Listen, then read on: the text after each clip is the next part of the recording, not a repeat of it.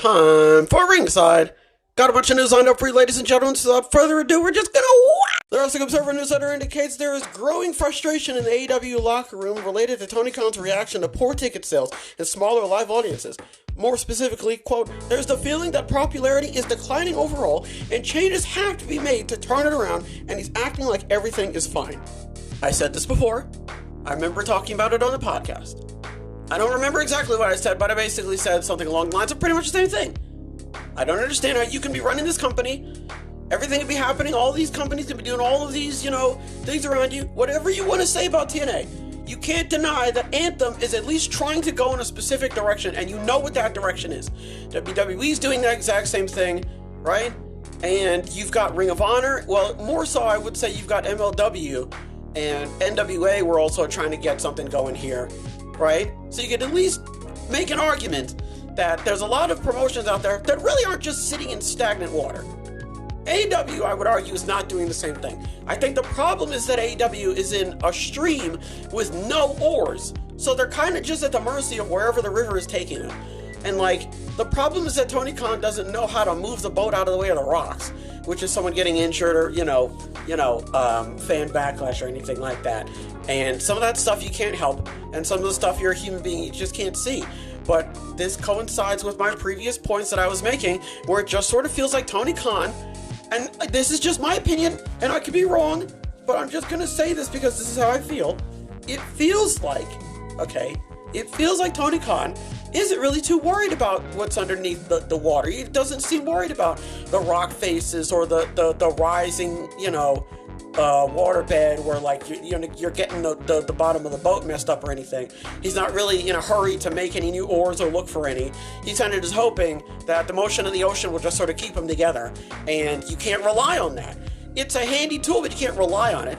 And with that also being said, I don't want to sit here and make it seem like, oh, I knew this from the start. I always thought Tony Khan. No, he's made great strides. I think that he's been doing, especially with the way that he's been handling most of the championships on the roster, I think he's done great. Overall, he's not bad. But this is a very toxic characteristic to have, just outright, to just sort of wait for a problem to just hopefully you want the problem to shrivel up and the skin to die and it just fall off on its own.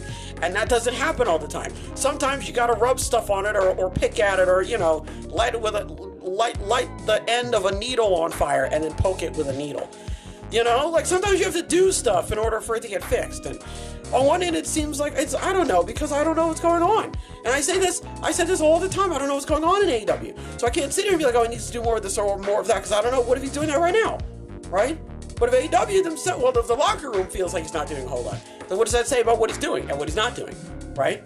So, again, I've said this before, and I don't like it. And I don't want to sit here and say, oh, I was right, because I wasn't really right about any specific thing. I'm just saying. AEW really needs to, work themselves out. Sticking with the Observer, they also say, quote, WWE definitely expected and planned for some fan backlash to the angle on February 2nd, where The Rock took Cody Rhodes' spot in the main event of WrestleMania 40. However, the company did not anticipate just how strong the negative reaction would be. WWE hoped that Cody's endorsement of The Rock would prevent the backlash from snowballing the way it did, and keep things on track for a WrestleMania main event of The Rock vs. Roman Reigns. I can't believe you had Cody Rhodes winning the Royal Rumble only for him to be like, actually, you know what, I'm not going to face The Rock. And for the fans to be like, makes sense to me. I see nothing wrong with that. Cody Rhodes winning the Royal Rumble, after winning the Royal Rumble last year facing The Rock, facing Roman Reigns, and then saying, I need to finish the story. I'm coming after you, Roman. I'm going to find my way back and I'm going to finish the story. Only for him to win the Royal Rumble and then be like, you know what? Rock, you got this. There's no way you were not looking at that and going, everyone's going to be perfectly fine with this. I don't understand why anybody's going to have any type of you tell me they're not going to be upset? Why would they be upset about something like this? It doesn't make any sense, so we're just going to carry on. On one hand, it's great that they managed to turn this around, right? I don't know how hard they're pulling on the wheel, and I don't know how much power steering the wheel has in it, but they're turning it around, right? Weird that they would have just gone on with this if everybody was perfectly... Don't understand how anybody with half a brain would look at this and go, this makes sense. So I don't know how much fan backlash you were not expecting to get. I would love to see the expectation of like a couple people way up in the nosebleeds being like, oh, this stinks. Bring back Cody. Rah. What? That doesn't make any... That's really my largest takeaway from this. You didn't think that people were going to be upset about you basically ruining another year-long second WrestleMania storyline? That just doesn't... It just feels kind of weird that you were just happily... Because if no one said anything, we wouldn't be talking about this. You would just continue on. You wouldn't need a Rock guy. You just have The Rock show up and be like, yeah, Roman, I'm going to fight you. And then Roman would be like, yeah, well, I'm going to fight you. And everybody would be like, this is great. And Cody just in the background would be like, yeah, I see nothing wrong with this. So, it's kind of weird, that. But it's not what we're getting anymore at least. So, at least we have that. Next, one source told Fightful Select that Shotzi is expected to be out, quote, for a significant amount of time after suffering a knee injury at this week's NXT double taping. The site also heard there have been talks in WWE about Baron Corbin joining Braun Breaker on the main roster and possibly changing their team name to Spear of Days. I lumped these two in together because the first one was really short, and they were both by Fightful Select, so that's why I did it. There's not much to say about Shotzi. I don't know what the injury is. It sounds pretty bad. Here's hoping she makes a speedy recovery, and she's back sooner rather than later. I don't understand why Baron Corbin needs to join Braun Breaker on the main roster. This is what I was worried about, was that they were going to be the new NXT Tag Team Champions, and then they were kind of just... Braun was just going to leave Baron. And technically that's what he's doing. He's like, no, I'm on SmackDown now. And Baron's like, well, okay, I'll just come with you. And it just seems a bit weird, because they tried to do this with Ela, whatever, man. One of the Dawns, okay, and Alba Fire. And they were like, oh, we're the NXT Tag Team Champions and we're going to defend over here. And I swear I don't remember them even having more than 5 NXT title defense matches. A bit worried. It seems like most of the tag teams on SmackDown right now are focused on trying to win the tag team titles from Judgment Day. They've seemed more concerned about that. So, I mean, if this equates to more NXT tag team title matches happening on SmackDown, then I won't be opposed, because at least in some capacity, you're like remedying it. Like, I wouldn't, if Baron and Braun we're on SmackDown and we're like, all right, we're going to do title defenses here. And then someone on NXT was like, oh, I want to face Spear of Days or Wolf Dogs or whatever. And then they were like, okay, and then they go over on NXT and then defend. Then I have nothing to say. But I'm a little bit worried that we are now just going to get the NXT Tag Team Champions on SmackDown. And no one's really going to have any qualms about that. And now I'm a little bit more worried than I was initially about Braun just going out to SmackDown. So, I mean, I don't know what's going to happen because I can't see into the future. So we're just going to have to wait and see how it turns out. Finally, F4W Online's Dave Meltzer heard that AEW star Britt Baker isn't cleared yet, but, quote, she's been training very hard for her return, and, quote, indications were that it shouldn't be that long. And Meltzer mentioned that NXT star Nikita Lyons is, quote, injured again after recently returning from injury. Now, I lumped these two together because they both have to do with injury, so figured it was just 2 birds with 1 stone. I want Britt Baker to come back in time. I don't want to say in time for big business, but I want her to come back in time. I want her to come back like at least like a week or 2 after big business.